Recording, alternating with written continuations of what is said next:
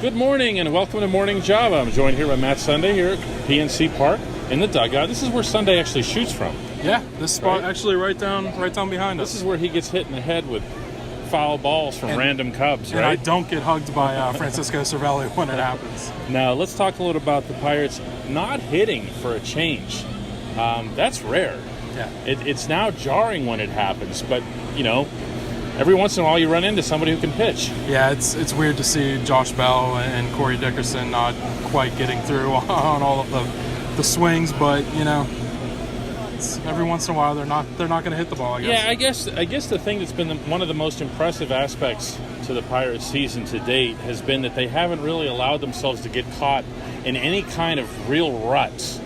Not from the pitching standpoint, not from an offensive standpoint. Now, that said, next up are the White Sox and the Reds and the Padres, and there's no reason for them to not get right back on the horse, No, is there? I mean, they still take this series. They win, 2 out of 3 here. They came in hot.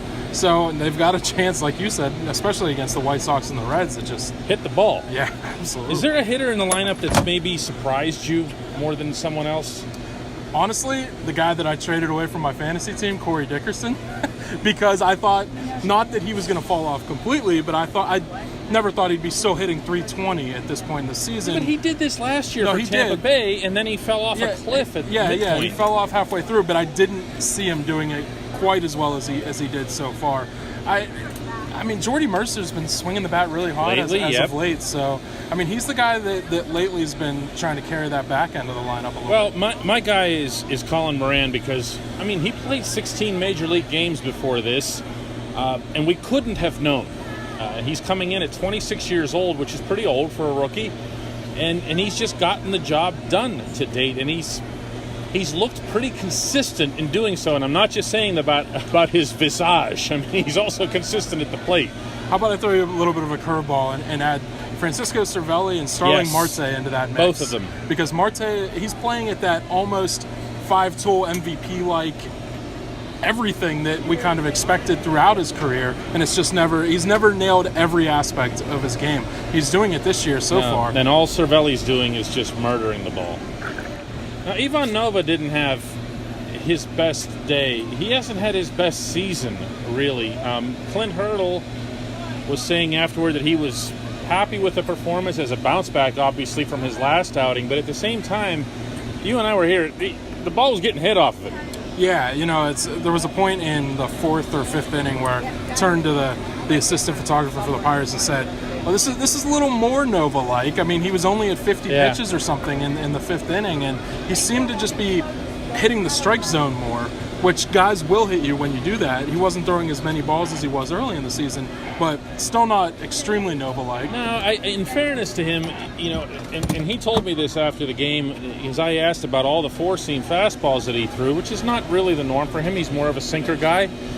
He said that he felt that the Giants were going to be sitting on the sinker. He said, they know me, I face them a lot, and that he wanted to try to find something else. So if he's coming in with four-seamers and you know it, then it's a lot like early spring training. You know what I mean? Where hitters are just sitting there waiting to tee off, and he's just hoping for positive contact, which is what he got for the most part. Yeah, in this lineup, I would have liked the sinker probably. Unless you hang one, you're not going to see them leave the yard as frequently as a fastball getting run into. I mean, a lot of guys on this team that have great hitting pedigrees, but San Francisco, but they're just not hitting the way that they can. I mean, Andrew McCutcheon's got a 12-game streak. But if you give them a steady stream of four-seam fastballs, I don't know.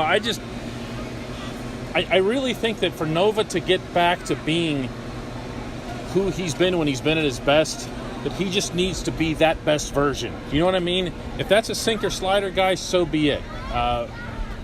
He can use the four-seam to pinpoint, as he's done in the past, to keep guys off balance, but leaning on it the way he did in this game, I wasn't crazy about it. It's almost like you're saying if you're facing the Cubs in a one-off playoff, you shouldn't throw fastballs at a high home run, low average team. Something like that.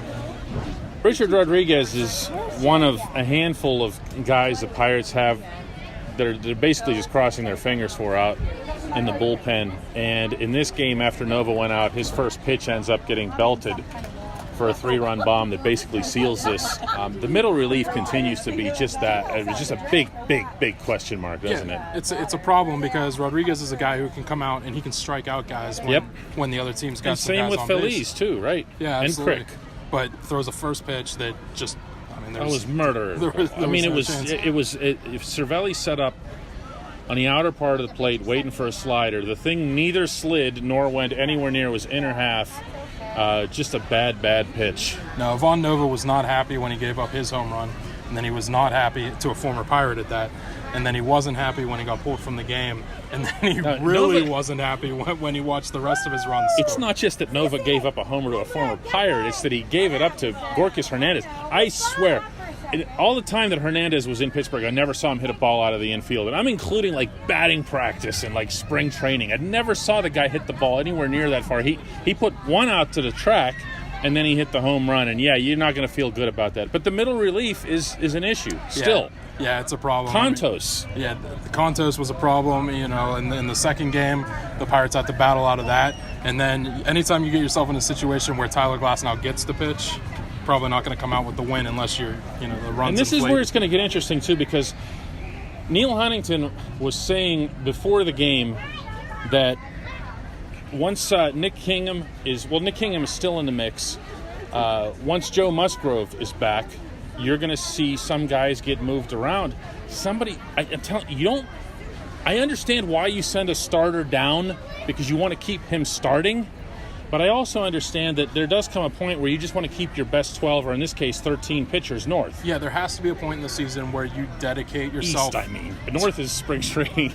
East from Indianapolis. If you want to stay in the hunt, if you want to stay right around that first in the Central, and you want to battle and you want to win, then at some point you have to make the decision to give up on years of control and development. I don't think that's it with Kingham. Do you? No, I think it's contractual. I think it's more. They want to the keep him pitching every 5 days. Yeah, but I'm throwing everything out there. You got to make a decision that we want the best guys on the roster, and Kingham's going to, of course, have to be one of those. I mean, we saw what he could do in his first start. Yep.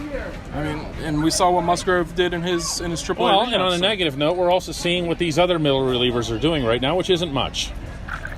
Sunday, there are a few things that I hate to write more. When a Pittsburgh team beats a bad team, the Giants aren't a bad team, they were just playing badly. But the Pirates have a whole string of legitimately bad teams coming up here. White Sox, Reds, Padres. They've played a bunch of them already. Mm-hmm. I don't like saying it because I still think that in any major league sport, it still takes something to win. You got to take care of business. And we talk about this with the Steelers an awful lot. Yeah.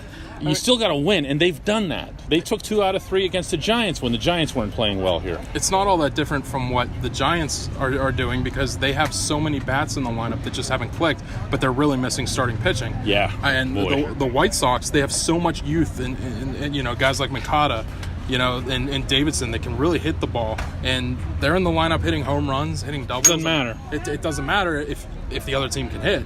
So the Pirates hitting the way that they are, they need to be able to go in against the White Sox and the Reds and the Padres and take care of business. And I think that's what you're going to see them tasked with doing here, because I looked ahead on that schedule, and it's a whole lot of Cubs and Cardinals and Dodgers and Diamondbacks. I'm talking 16 games in a row of that stuff. As well as the Pirates are hitting, and as poorly as Matt Harvey's been, if they match up, and I don't know that they do, but wouldn't it be like just something to see him come in and accidentally get like 7 innings of perfect baseball? The Pirates have business to take care of here in the next couple of weeks. They can put themselves in a really good position and then see how they do against those good teams. And in fairness, they've beaten the Cardinals. They've beaten other good teams along the way. They've beaten the Cubs. Help me out. There's one other obvious one that I'm missing. Putting you on the spot here. They beat somebody else that was good recently.